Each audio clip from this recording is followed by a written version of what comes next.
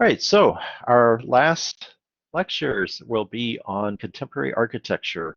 This is the late 20th and even into the early 21st century. So this is really meant to give you a sense of where architecture develops and is heading. And there's different approaches that occur in these decades.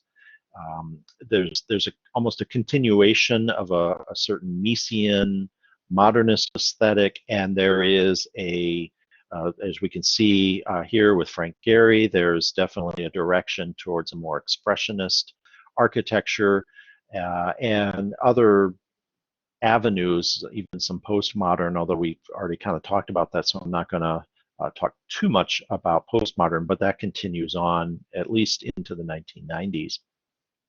And there are a number of different practitioners. I can't cover anywhere near all of them, but I'm going to try to highlight the most significant ones that have real influence on some of the architects that you may be studying in your final assignment.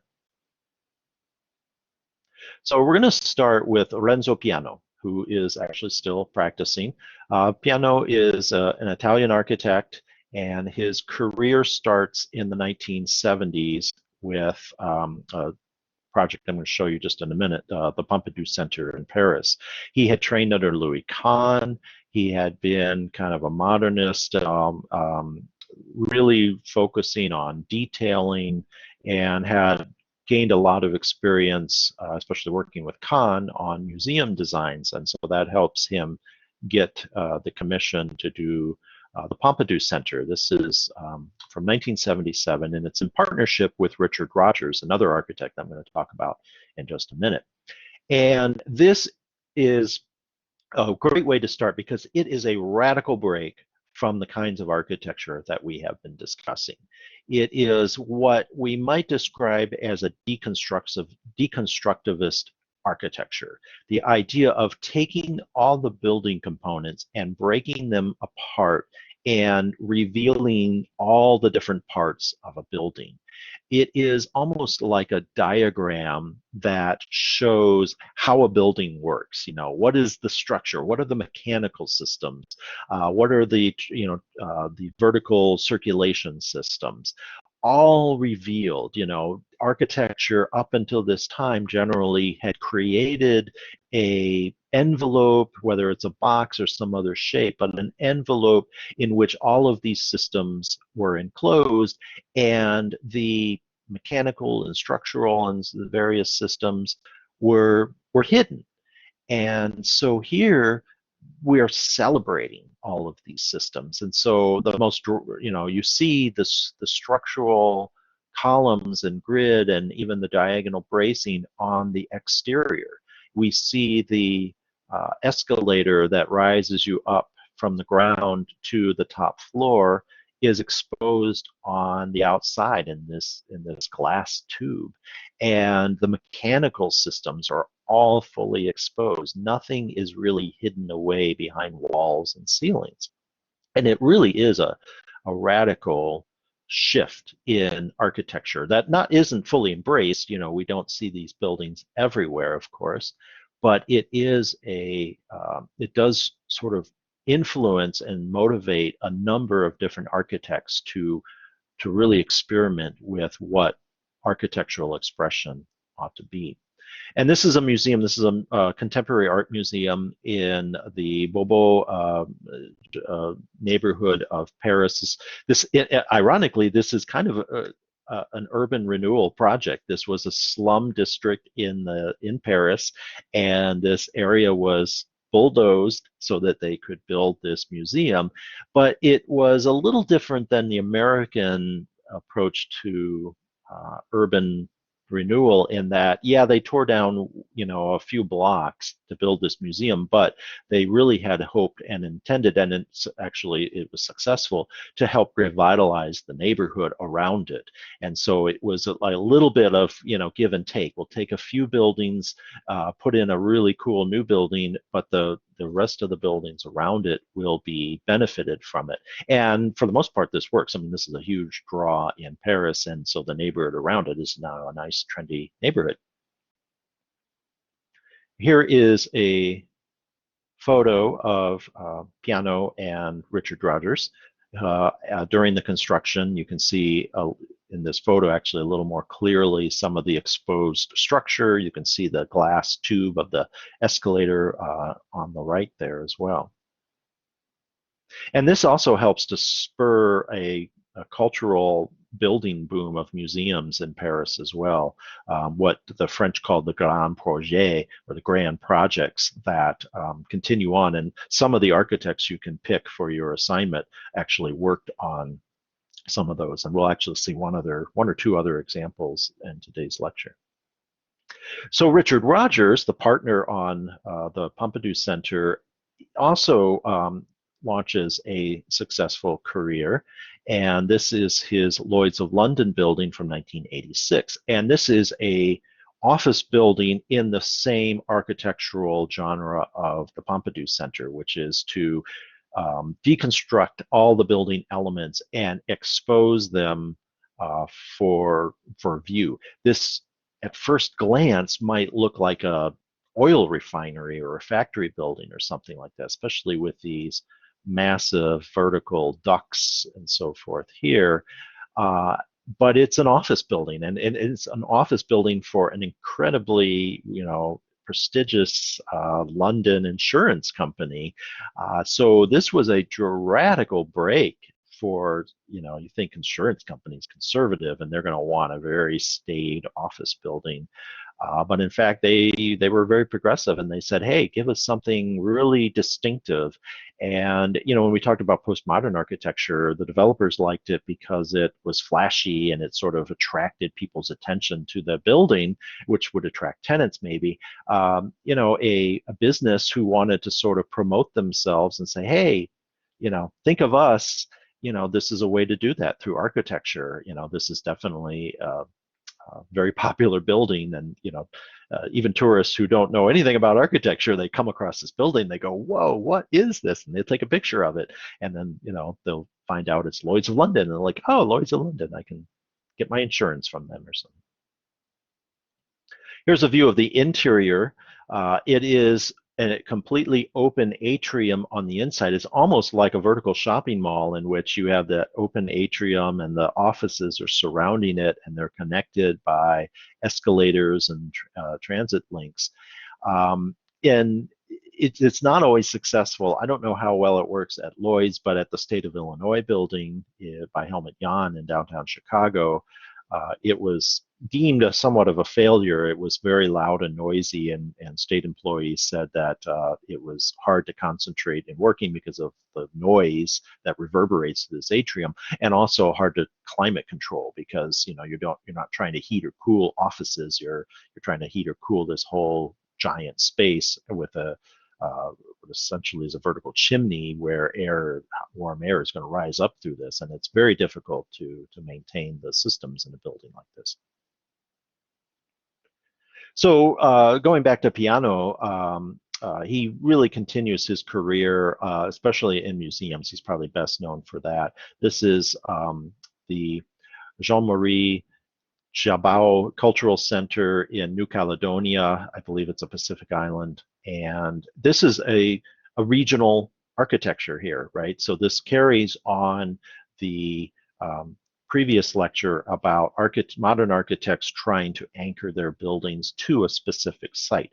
So here Piano is using the natural woodwork, which is found everywhere, is a jungle setting, and building it in a way that looks like it belongs here. It's definitely an architectural element that is planted on the site. It stands out, but it is meant to be complementary and to blend with the materials and the character of vertical trees that are sticking up. I like this photo especially because you see this tree sticking up and you see the wood elements sticking up the way individual trees do in a jungle.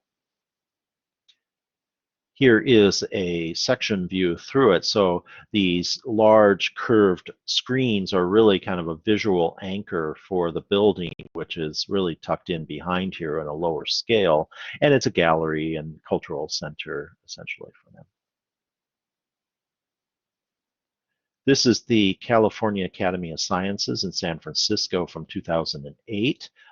So this is another essentially museum space. And this represents both a bit of an anchoring of the building, but it also represents this 21st century progression towards green, what we call green architecture or sustainable architecture. Now, as we begin to understand better the impact of, humans, industrial development on our environment and the negative impact it has, architects are responding with the idea that, hey, we can build architecture that does not have a negative, or at least minimizes the negative impact on the environment. And one way to do that is, say, with a green roof, what we call a green roof, or a living roof is really more an accurate statement of that, in which you can create plantings on the roof that help absorb water so that you don't get massive runoff when you have a heavy rain, and that has to be dumped into the system, and it helps,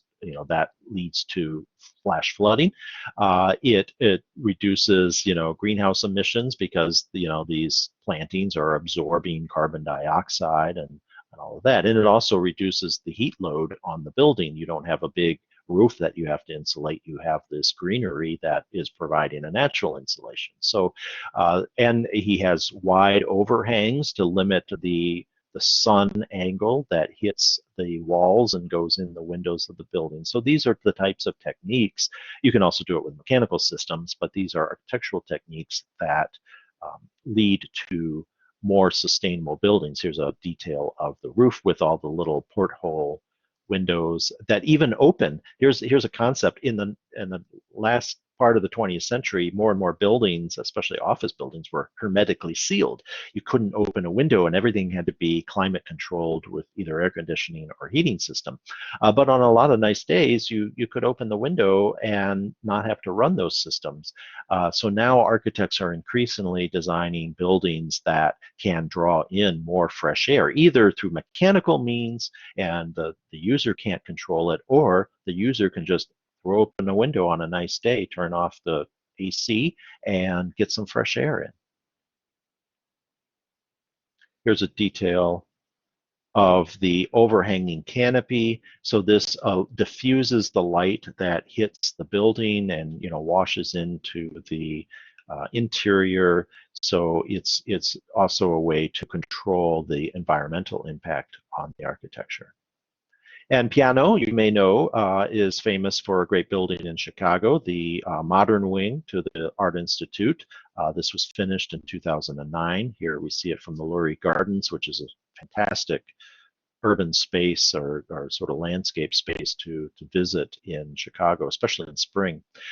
So we see some of the same techniques. I don't think this has a living roof, but you see that deep overhang, which helps to shelter the direct sunlight onto the facade of glass where many of the galleries are. And those galleries have great views across Millennium Park, but this canopy is necessary to help filter the direct sunlight a little bit on those.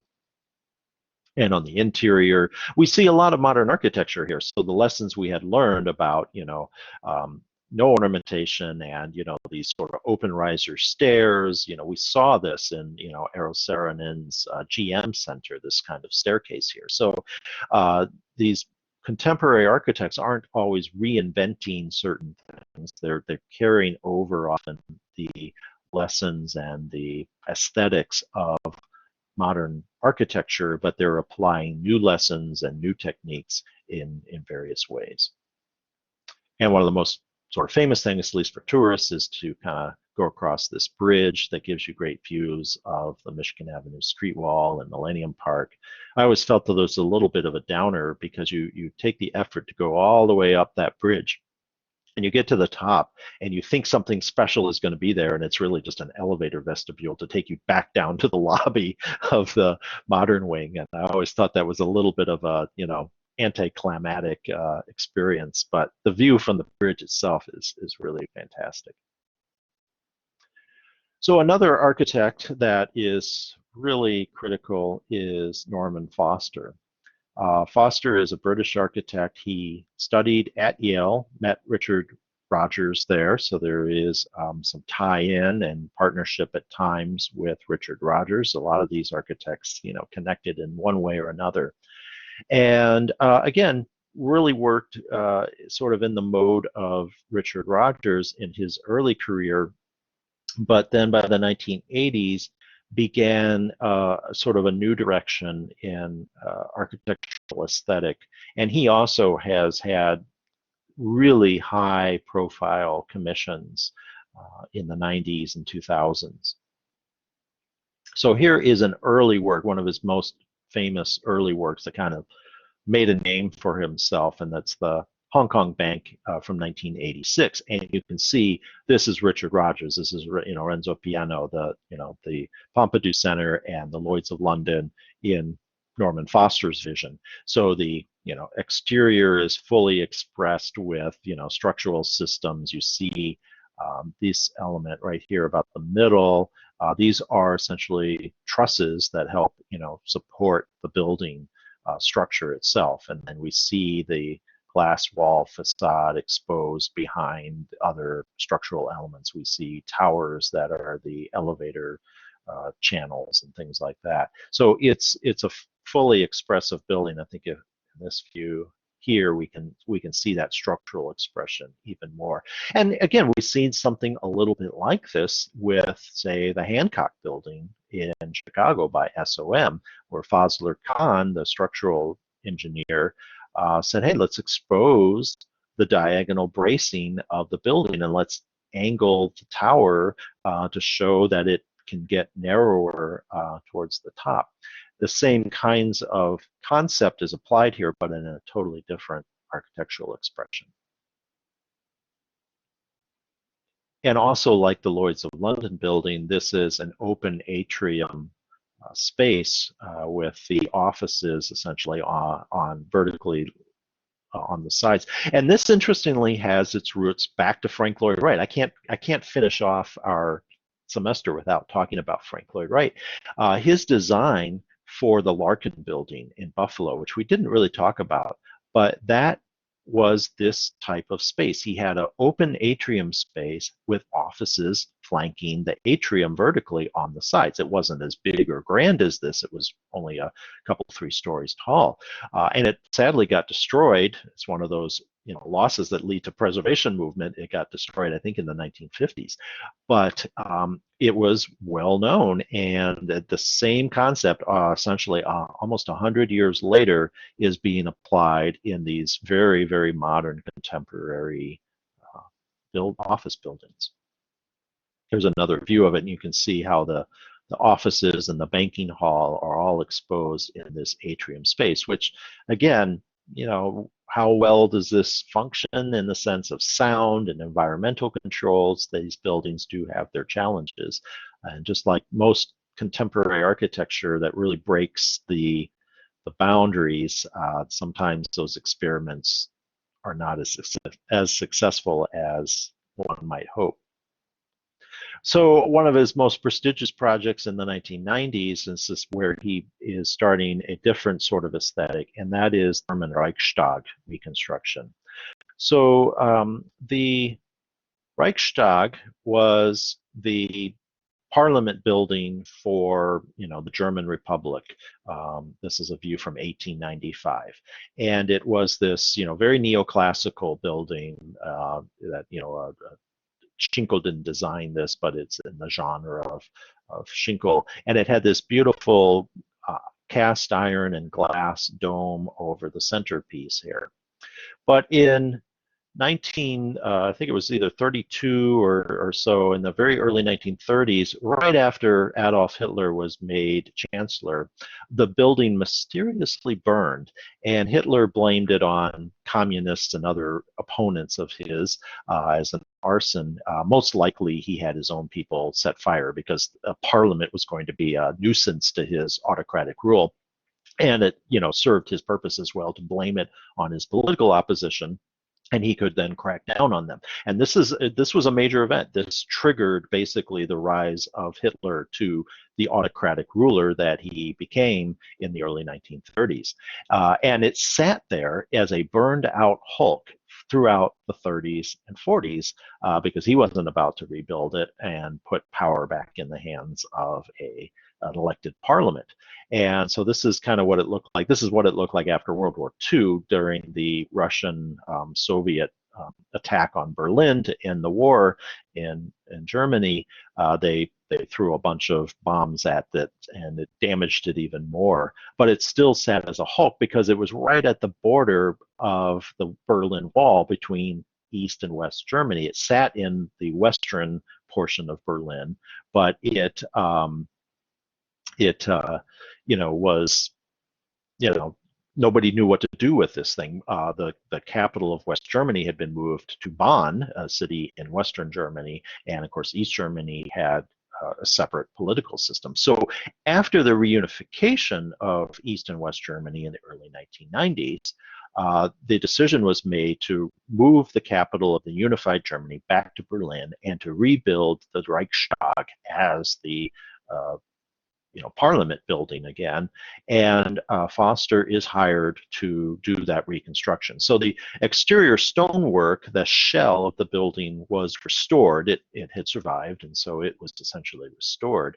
But the inside was completely gone, so it was rebuilt. And Foster made the decision not to rebuild the old cast iron Victorian dome, but to build a brand new dome that would be symbolic to a brand new Germany. So it was a combination of the old Germany, the pre-Nazi Germany, using the neoclassical architecture and the connection to the old Reichstag, and a brand new aesthetic that would say this is a new German republic that is disassociated with what all nasty stuff happened, both with the Nazis in the 30s and 40s, but also the separation of the Soviet Eastern in the post-war Cold War era.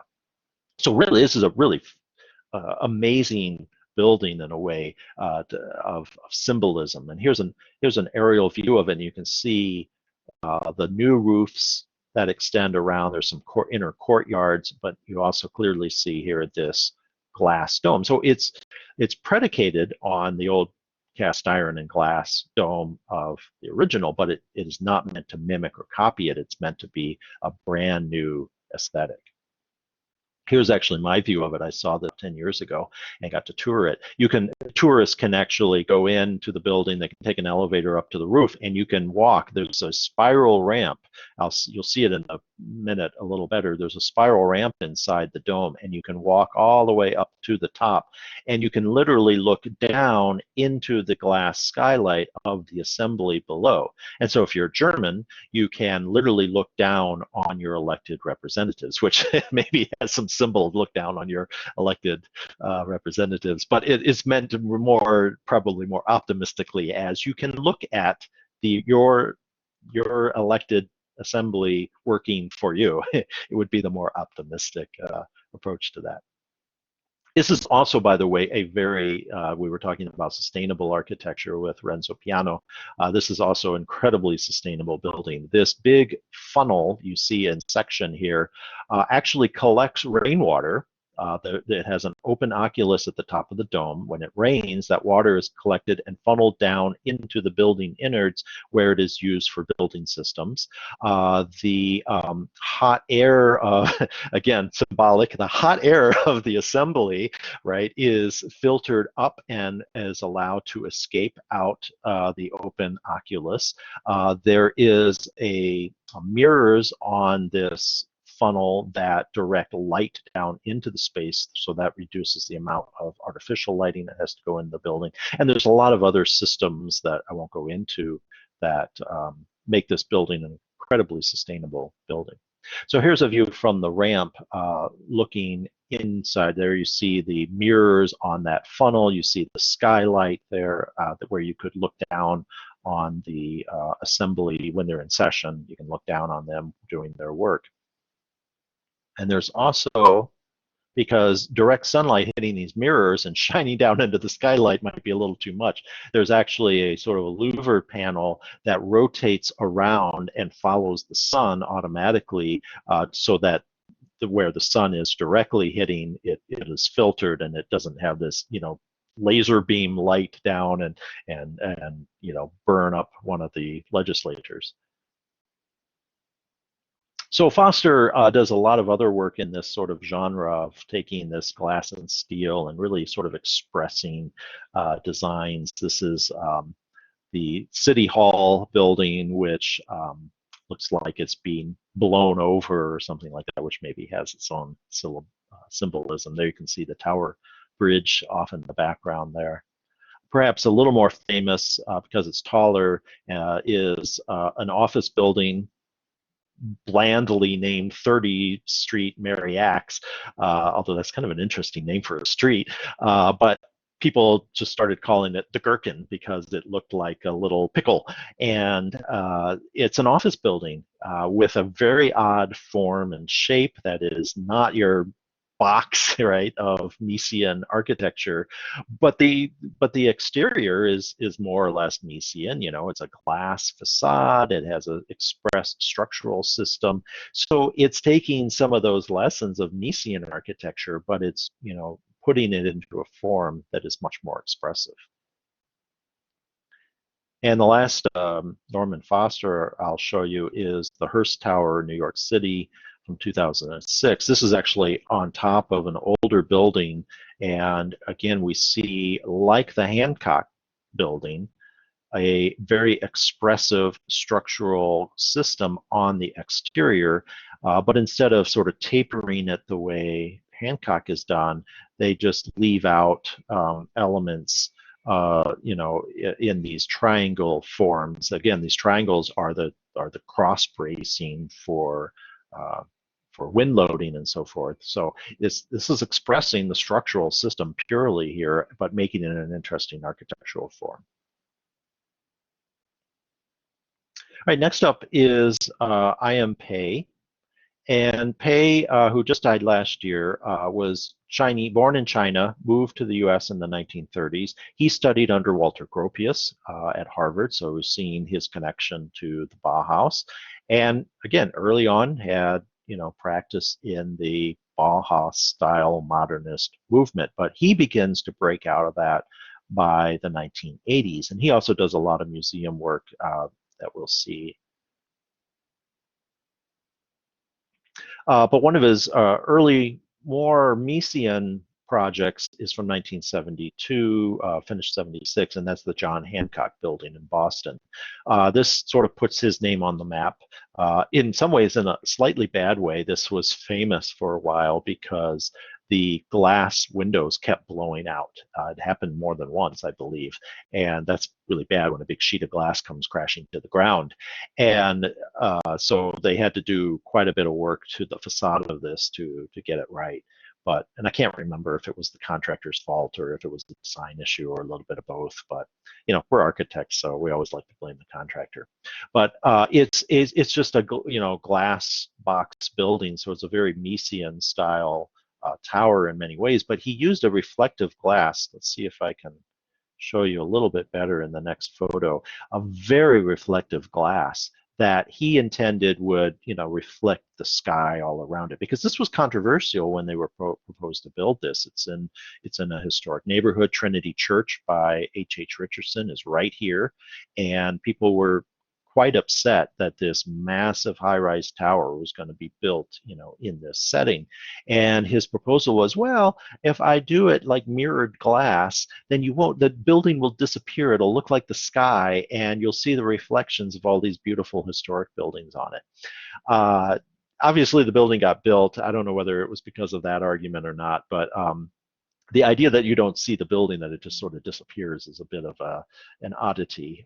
But it is obviously very reflective, and in many ways, perhaps quite beautiful because it's reflecting the environment around it. So another early example from the late 1980s is the Bank of China in Hong Kong. And again, this is beginning to break from the Miesian aesthetic, but using the expression of structural system in the way that Fazlur Khan did at Sears Tower or at Hancock building. The diagonal bracing, of course, immediately makes you think of that of the Hancock building, but the bundled system, where it's wider at the bottom, and then, as you go further and further up, the components break off and you get, narrower and narrower building. That is reflective of the structural approach at Sears Tower.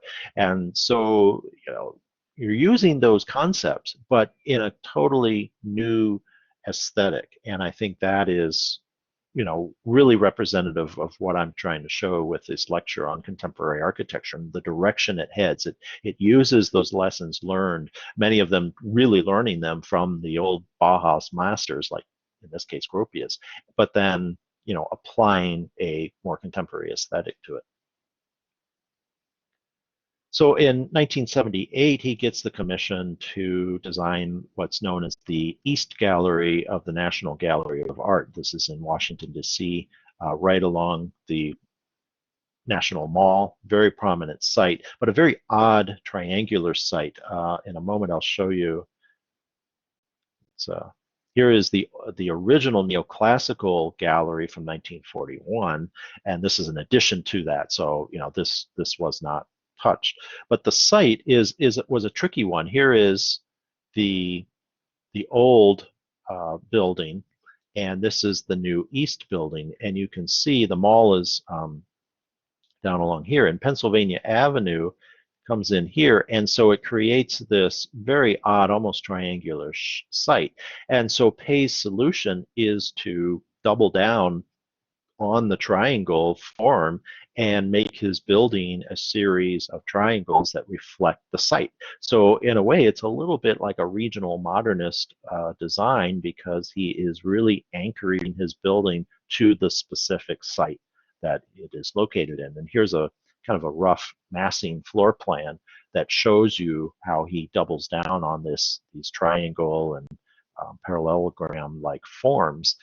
It makes for some awkward spaces, and we'll see a couple of other examples of this dramatic experimentation in forms. Wright was doing this too, with circles and hexagrams and hexagons and other weird geometric shapes that don't always really work when you're trying to create a room and trying to create a space.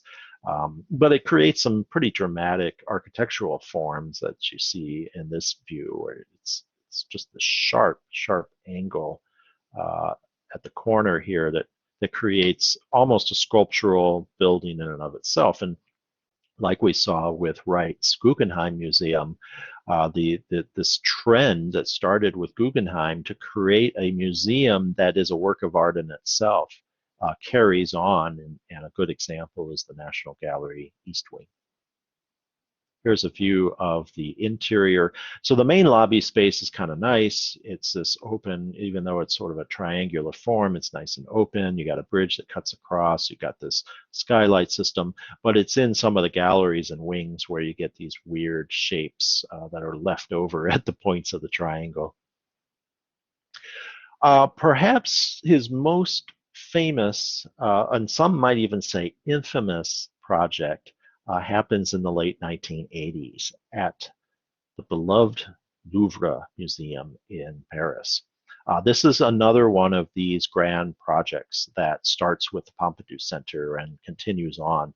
And in the 1980s, the Louvre Museum realized that they had serious issues. They had it's a sprawling palace that with lots of extended wings, and there was no central point for entry and ticketing and gift shops and bathrooms and all that sort of thing.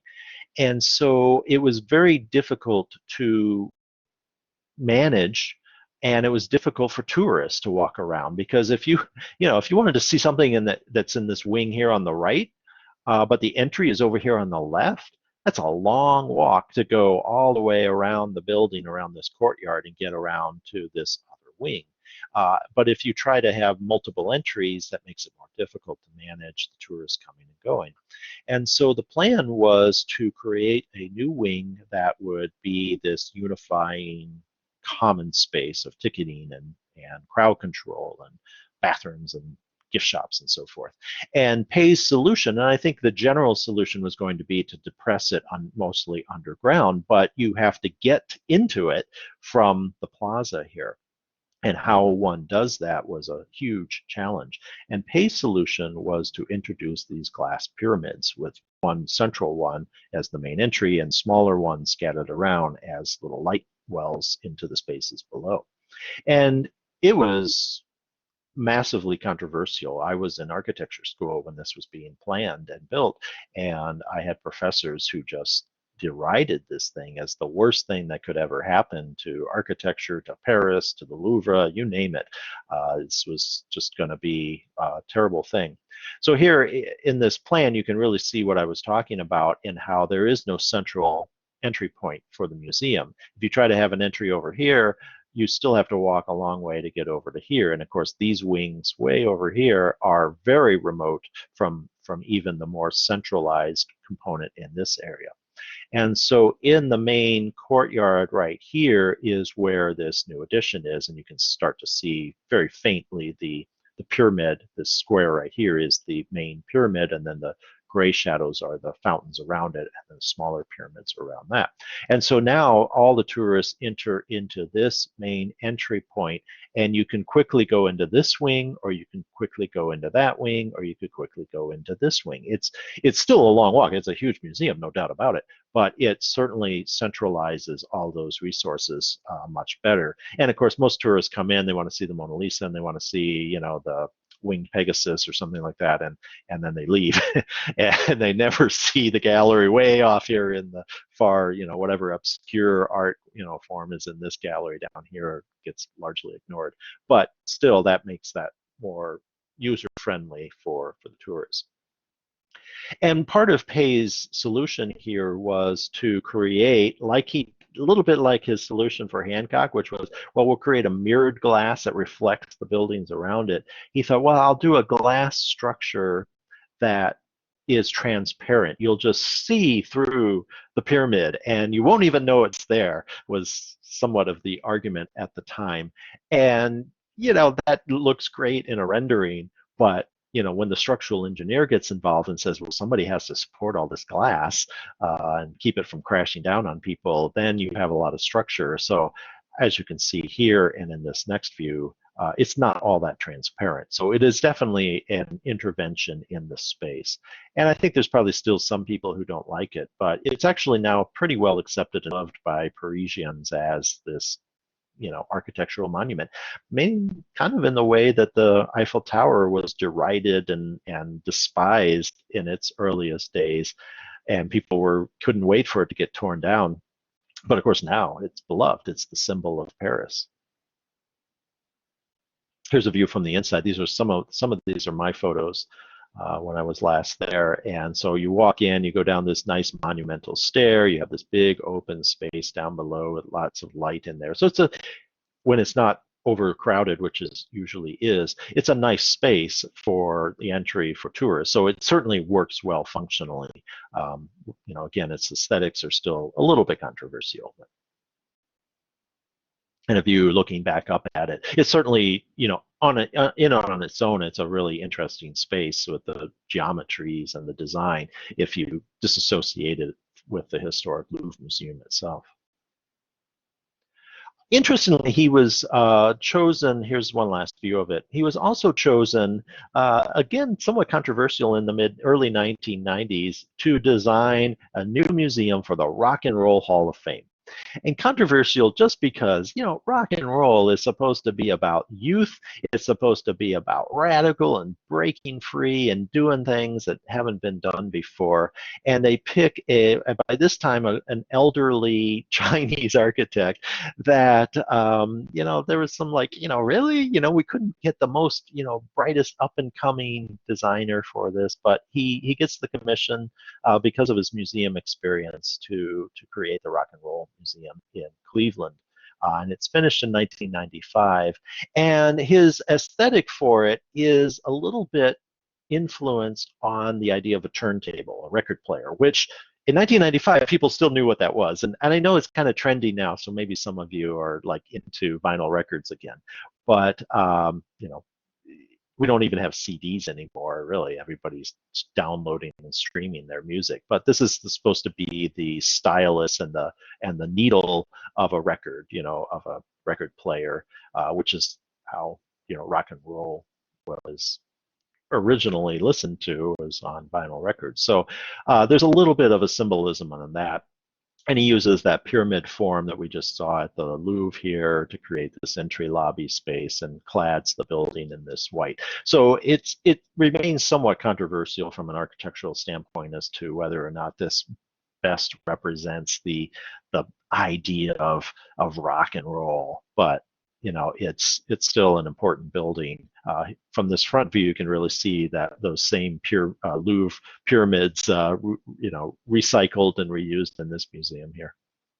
There's a night view of it, and it's kind of cool at night with it all lit up. Okay, another architect that sort of crosses over different genres in different ways, though we're going to focus mostly on his modernist work, is Harry Weiss. Weiss is a Chicago architect. He's born in Evanston. He studies at MIT under Alvar Aalto, who we talked about. So again, we've got this strong roots in modernism. And he meets Eero Saarinen there, meets I.M. Pei there. There's all these connections. He actually studies for a while at Cranbrook with Saarinen. So there's a strong connection to this early modernism of Miesian and Bauhaus style. He works for SOM, which is the epitome of Miesian architecture in the post-war period. But in 1947, he strikes out on his own and again continues to work in a modernist aesthetic early on. He's very, very influenced by both Saarinen and Corbusier's more expressionist architecture that they develop in this post-war period. One example, and sort of early example, is in Columbus, Indiana, which again this is one of the better works of great architects. It's a great architecture by great architect in Columbus. Most of it's mediocre architecture by great architects. This is the First Baptist Church from 1965, and already he is breaking away from that Miesian mode, and he's becoming a little more expressionist with just very, very simple, bold geometries. And in a way, this is also, he doesn't go postmodern in the sense of applying extraneous ornament to his buildings the way that Venturi or others would do, but the forms and the sort of overuse of geometries here is definitely the sort of trend that is emerging in the mid-1960s and is popular in the 1970s. You've all seen this. If you've been on Wacker Drive before, you've seen 17th Church of Christ. You might not have been inside. It actually was only a couple of years ago when I first got to go inside here, and it was kind of cool to do that. This is from 1968, and this is another perfect example of anchoring a building to its site. This is a very, in this next photo we can see that better, this is a very odd little corner site. It's almost triangular in form, and so how do you put a building there? And he uses the curvature of the building and the geometries of this polygonal shaped geometry to create this. In a way, it's a sort of simple building. It's an assembly use. So he's reflecting that, expressing that the way Aalto would have at the Finlandia Hall, with this, concrete and glazed protrusion up here at the top. So when you are looking at it, let me see if we can see it. This may be too close. You can see a little bit of it in the background here. The further away you get from it, which you can because it's along Wacker Drive in the river, you can see that expression of the assembly space up above and behind the curved facade there. So this is very much in the mode or genre of Aalto or Saarinen and the type of work that they were doing.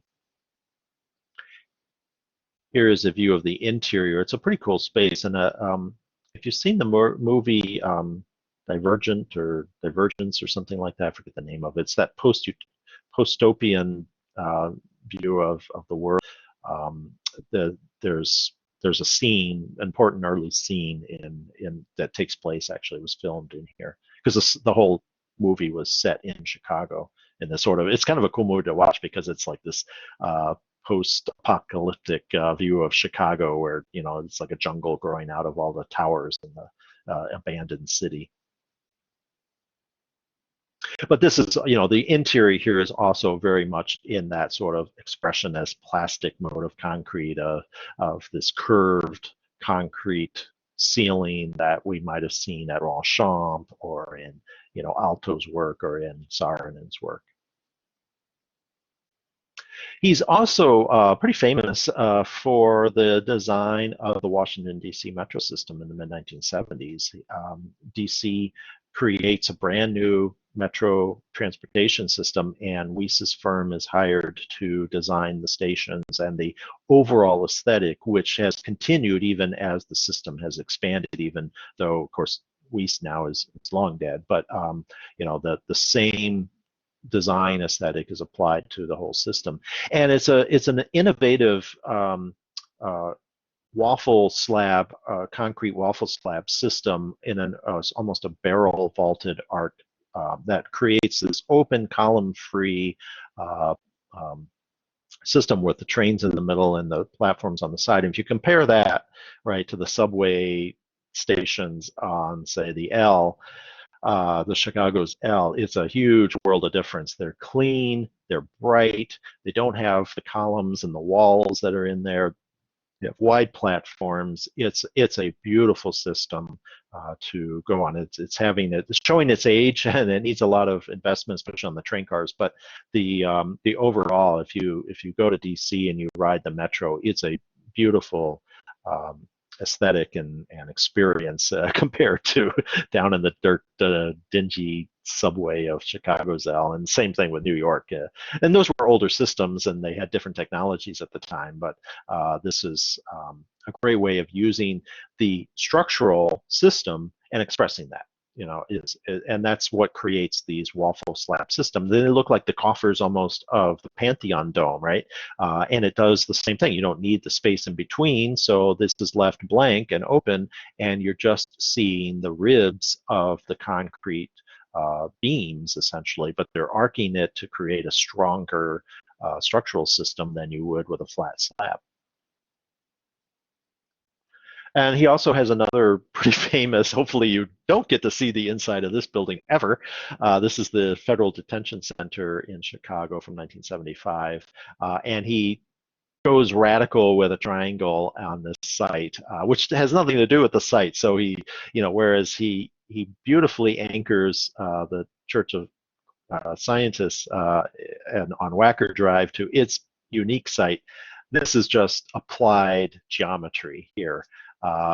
Just because he thought it was interesting. And he thought that the plan, let's skip to the next slide here, he thought the plan would be very efficient from a managing, prisoners standpoint, where you have a kind of an open atrium in the middle, and the guards can be sort of centered in this area here, and they'll have views pretty much to all the cells around the perimeter. And he thought that that would be a fairly effective, efficient way of managing. But again, we get these awkward points of the triangle where he squeezes in a staircase that I guess works in this case, but you get these sort of odd little shapes and spaces down on the end there.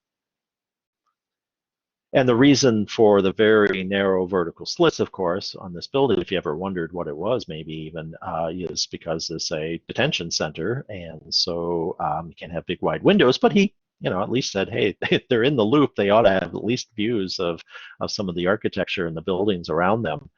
So he gave these narrow slit windows and just almost regular glass in them, because the plan was they're too narrow for anyone to try to squeeze out of. And it's a high rise, so you can't, if you got out the window, then, where you're going to go? Nowhere but down very quickly to the ground. And so they kind of thought it was almost like putting Alcatraz on the island in the middle of San Francisco Bay. It's like, okay, even if you got out of the prison, where are you going to go? You're surrounded by water. So where are you going to go? You're surrounded by vertical air. But some very ingenious prisoners just a few years ago not only got out of the window. They somehow shimmied out of the window, but enough sheets, bed sheets, wrapped up and tied together that they created a rope ladder that they shimmied down. And this wasn't like on the third floor. This was probably, I forget which floor it was, but quite high, and they went all the way down to the ground, and I think two, maybe three prisoners escaped in the middle of the night this way, and it hit all national news. And I always sort of rooted for them because they had the bravery to climb down the side of the building. They did get recaptured, but it was quite an event.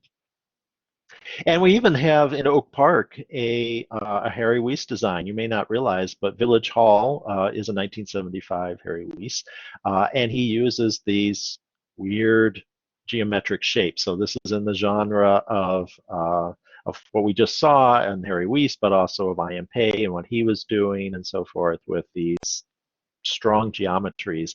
And I've attended a lot of meetings in Village Hall, and there are some very weird spaces. There are staircases that are on an angle that you sort of awkwardly climb. It's kind of a weird space to visit. It had this beautiful courtyard in the middle with was right off of Madison Street, and the idea is people could walk in off of Madison into this courtyard and then into the building. Well, nobody does that. They park in the parking lot and they go in the back door. So now the courtyard is sort of abandoned, and you can't even enter that way. This really strong triangular form, that is the village council chambers, and it's a very awkward space, to be quite honest. This did get listed on the National Register just a few years ago, so I mean it's an important building, and it's an important building by Weiss, but it does kind of show some of the limitations of these experiments that contemporary architects were doing. So here we see down the lower right is the council chamber, and it sort of works in this area here where the councilors, village board are down along here, and you have this sort of arcing audience, but then you get these weird corners off in the side, and it's very difficult to get from the upper platform behind the audience down to the council chamber, and then this weird little bridge and staircase over here. But the office area is more straightforward. It's also an open office complex. Here's an exterior view. Here's a view of the interior. It's definitely an open office space that gets loud and noisy and has climate control issues. Okay, I'm going to stop for today